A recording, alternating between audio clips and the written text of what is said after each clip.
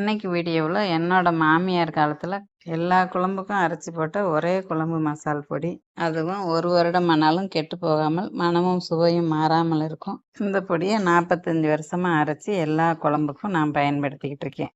நீங்களும் என்னோட வீடியோவில் எல்லா குழம்புலையும் குழம்பு மசால் தூள் ஒன்று பயன்படுத்துகிறத பார்த்துருப்பீங்க. இந்த மசால் பொடி அரைக்க சொல்லி கொடுத்த என்னோட மாமியார் ஒரு தொடக்கப்பள்ளி ஆசிரியர். அவங்க ஆசிரியராக இருந்தாலும் தினமும் அம்மியில் அரைச்சி தான் எல்லா குழம்புமே வைப்பாங்க.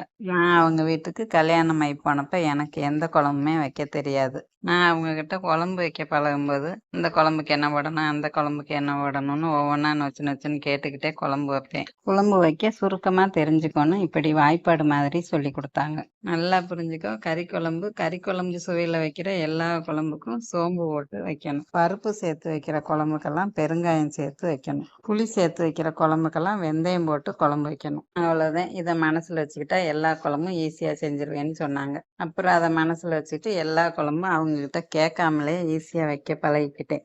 அதுக்கப்புறம் கொஞ்ச நாள் எனக்கு அம்மியில் அரைச்சி குழம்பு வைக்கிறதுல சோம்பேறித்தனம் ஆயிடுச்சு. அப்போ என்னோட மாமியார்கிட்ட குழம்பு மசால் தூள் பொடியை அரைக்க சொல்லி கொடுங்கன்னு கேட்டேன். அவங்க பொடியே அரைச்சி வீட்டில் வச்சுக்கிற மாட்டாங்க. குழம்புக்கு தேவையான மஞ்சக்கிழங்கு கூட அம்மியில் தட்டி அரைச்சி குழம்பு வைப்பாங்க. நான் கேட்டதுனால அப்புறம் அவங்க அம்மியில் வச்சு அரைக்கும் அளவுகளை வச்சு குழம்பு மசால் தூளுக்கு தேவையான அளவுகளை எடுத்து எனக்கு சொல்லி கொடுத்தாங்க. அவங்க மசாலா அரைக்க பயன்படுத்திய அம்மி இப்போ எங்கள் வீட்டில் தான் இருக்குது. நான் அதில் ரசத்துக்கு மிளகு சீரகம் நுணுக்குவேன். சில நேரத்தில் தேங்காய் துவையல் அரைப்பேன். அம்மியில் அரைச்சி வச்சா தேங்காய் துவையல் சாப்பிட ரொம்ப ருசியாக இருக்கும். பேத்தி வந்தால் மருதாணி அரைக்க பயன்படுத்துவா. அன்னைக்கிலேருந்து இன்னைக்கு வரைக்கும் அவங்க சொன்ன முறைப்படி தான் மசால் பொடி அரைச்சி குழம்பு வைக்கிறேன். எல்லா குழம்புமே ரொம்ப ருசியாக இருக்கும். இந்த குழம்பு மசால் தூள் அரைக்க தேவையான பொருட்களை அளவுகளோட பார்ப்போம். நீங்களும் வீடியோவை முழுமையாக பார்த்துட்டு இந்த அளவுப்படி கொஞ்சமாக மசால் பொருட்கள் வாங்கி அரைச்சி குழம்பு வச்சு பாருங்கள். அப்புறம் நீங்களே ஒரு வருஷத்துக்கு தேவையான குழம்பு மசால் தூள் அரைச்சி வைப்பீங்க. இந்த குழம்பு மசால் தூள் போட்டு குழம்பு வைக்கும்போது தேங்காய் சேர்த்தும் வைக்கலாம், தேங்காய் சேர்க்காமலும் வைக்கலாம். அந்த அளவுக்கு எல்லா வகையான குழம்பும் ருசியாக வைக்க பயன்படுத்தப்படும் அருமையான குழம்பு மசாலாத்தூள். மசாலா பொருட்களை எப்படி வறுக்கிறதுன்னு அளவுகளோட பார்ப்போம்.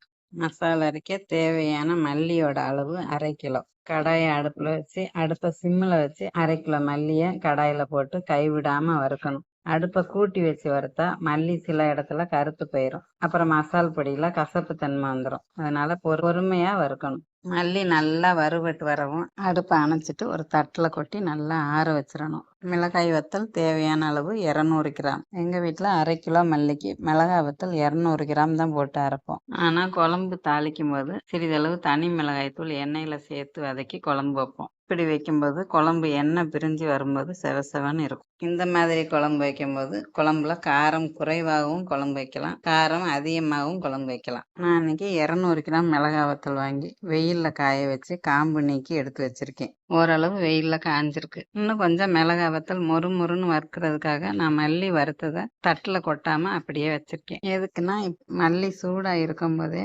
ஏற்கனவே காய வச்சு எடுத்த கொஞ்சம் பதமாக இருக்கிற வத்தலை இப்படி சூடாக இருக்க மல்லி கூட போட்டு கரண்டியால் 2 புரட்டி விட்டோம்னா வத்தல் மொறுன்னு ஆயிரும். வெயில் இல்லாத நேரத்தில் வத்தலை காய வைக்க முடியாது. அப்போ என்ன செய்யணும்னா கடாயை வச்சு அடுப்பை மிதமான சூட்டில் வச்சுட்டு கூடவே மிளகாய் வத்தலை போட்டு அது கூடவே 2 டேபிள் ஸ்பூன் அளவு கல்லுப்பு போட்டு வறுக்கணும். மிளகாய் வத்தல் கூட கல்லுப்பு சேர்த்து போட்டு வறுக்கும் போது நமக்கு கார நெடி வராது. இப்போ சூடான மல்லி கூட வத்தலை சேர்த்ததும் வத்தல் மொறுன்னு ஆயிடுச்சு. பாருங்க, இப்படி 2ஆ உடையுது பாருங்க. வெயிலில் காய வச்சு எடுத்த வத்தல் இப்படி 2ஆ உடஞ்சிச்சுன்னா மறுபடியும் சூடாக்க வேண்டியதில்லை, அப்படியே அரைக்கலாம். எனக்கு கொஞ்சம் பதமாக இருந்ததுனால நான் மல்லி கூட சேர்த்து வறுத்துருக்கேன். இப்போ இதை ஒரு தட்டில் கொட்டி நல்லா ஆற வச்சிடும். அடுத்து கடாயை அடுப்பில் வச்சு அடுப்பை மிதமான சூட்டில் வைக்கணும். இப்போ அதில் 100 கிராம் மிளகு போட்டு லேசாக வறுக்கணும். அதிக நேரம் வறுக்கக்கூடாது, லேசாக வறுத்தா போதும். வறுத்துட்டு கூடவே 150 கிராம் சீரகம் சேர்த்து அதையும் லேசாக வறுக்கணும். சீரகம் லேசாக வறுவட்டதும் அது கூடவே 100 கிராம் கசகசா சேர்த்து அதையும் கொஞ்ச நேரம் வறுத்துட்டு ஒரு தட்டில் கொட்டி ஆற வைக்கணும். அடுத்து கடாயில் 125 கிராம் கடலைப்பருப்பு போட்டு மிதமான சூட்டில் பருப்பு பொன்னிறமாக வர்ற வரைக்கும் வறுத்துட்டு அதையும் தட்டில் கொட்டி ஆற வைக்கணும். அடுத்து கடாயில் 100 கிராம் சாப்பாட்டு அரிசி போட்டு அதையும் கருகாமல் வறுத்து எடுத்து தட்டில் கொட்டி ஆற வைக்கணும். இப்படி வறுத்து ஆற வச்சா இந்த பொடி கூட மக்காச்சோள மாவு 50 கிராம் போடணும். மக்காச்சோளமாக வாங்கி வறுத்தும் போடலாம். அடுத்து கடாயில் 2 டீஸ்பூன் அளவு உப்பு போட்டு வறுத்து எடுத்து அதையும் கூடவே சேர்த்து ஆற வைக்கணும். அடுத்து அதில் விரலி மஞ்சத்தூள் 50 கிராம் சேர்க்கணும். விரலி மஞ்சள் கிழங்காவும் வாங்கி சேர்த்துக்கிறலாம். நான் விரலி மஞ்சள் வாங்கி ரைஸ் மில்லில் கொடுத்து அரைச்ச மஞ்சள் பொடியிலிருந்து 50 கிராம் பொடி சேர்த்துருக்கேன். அவ்வளவுதான். குழம்பு மசால் பொடிக்கு தேவையான எல்லா பொருட்களையும் வறுத்து எடுத்து ஆற வச்சாச்சு. அடுத்து எல்லா பொருளும் நல்லா ஆறுனதும் ரைஸ் மில்லில் கொடுத்து நல்லா நைஸாக அரைச்சி வாங்கிட்டு வந்ததும் ஒரு பேப்பரை விரித்து வச்சு அதில் கொட்டி மசாலாவை ஒரு கரண்டியால் கிளறி நல்லா ஆற வைக்கணும். நல்லா ஆறுனதும் சல்லடையால் மசால் பொடியை அவசியம் சலிச்சு எடுக்கணும். ஏன்னா அதில் அறப்படாத பொருளெல்லாம் சல்லடையில் நின்றுக்கிறோம். இப்படி நல்லா ஆற வச்சு சலிச்சு எடுத்த மசால் பொடியை டப்பாவில் போட்டு மூடி வச்சுட்டா 1 வருஷமானாலும் கெட்டு போகாது. இந்த மசால் தூளை பயன்படுத்தி என்ன குழம்பு வைக்கிறோமோ அந்த குழம்புக்கு ஏற்ப ஒரு சில பொருள் சேர்த்து குழம்பு வைக்கணும். அது என்னன்னா, கறி குழம்பு, முட்டை குழம்பு, காளான் குழம்பு வைக்க போகிறோம்னா தாளிக்கும் போது சிறிதளவு சோம்பும், தேங்காய் அரைக்கும் போது சிறிதளவு சோம்பு சேர்த்து அரைச்சி கூடவே அரைச்ச குழம்பு மசால் தூள் போட்டு குழம்பு வைக்கும்போது குழம்பு சுவையாக மணமாக இருக்கும். அதுபோல் புளிக்குழம்பு, மீன் குழம்பு வைக்க இந்த மசால் தூள் பயன்படுத்தும் போது தாளிப்பில் வெந்தயம் சேர்த்து குழம்பு வைக்கும்போது எல்லா வகை புளிக்குழம்பும் சுவையாக மணமாக இருக்கும். அடுத்து சாம்பார் பொதுவாக 2 விதமாக வைப்போம். தக்காளி மட்டும் போட்டு சாம்பார் வைக்கிறதும் இருக்குது, புளி சேர்த்து வைக்கிற சாம்பாரும் இருக்குது. சாம்பாருக்கு காய்கறி எல்லாம் போட்டு அது கூட தக்காளி மட்டும் போட்டு வைக்கிற சாம்பாருக்கு இந்த பொடியை பயன்படுத்தும் போது பெருங்காயம் மட்டும் போட்டு சாம்பார் வைக்கணும். அடுத்து காய்கறி, தக்காளி போட்டு புளியும் சேர்த்து சாம்பார் வைக்க இந்த பொடியை பயன்படுத்தும் போது தாளிப்பில் வெந்தயம் போட்டு தாளித்து பெருங்காயமும் சேர்த்து போட்டு சாம்பார் வைக்கணும்.